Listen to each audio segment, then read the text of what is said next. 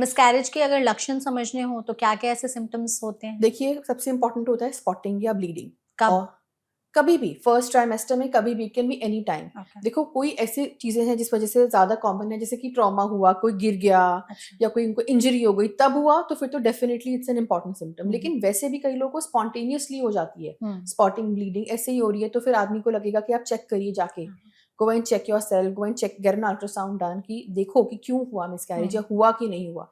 कई बार ये नॉर्मल भी होता है। ये भी बहुत इंपॉर्टेंट सवाल होता है। कई बार स्पॉटिंग हो रही है लेकिन इसका मतलब नहीं कि मिसकैरेज हो गया। फीमेल्स बहुत डर जाती हैं, लेकिन कितनी बार इम्प्लांटेशन स्पॉटिंग भी होती है, मतलब कि जब इम्प्लांट हो रहा है बेबी तो हल्की सी स्पॉटिंग हुई लेकिन सब नॉर्मल है। अच्छा, ओके। कितनी बार नॉर्मल भी होता है, बट हाँ, देखना जरूरी है। समझना जरूरी है। पेन भी होता है क्या हाँ जी, लोअर बेली पेन में? Is also common. Pain is also common symptom.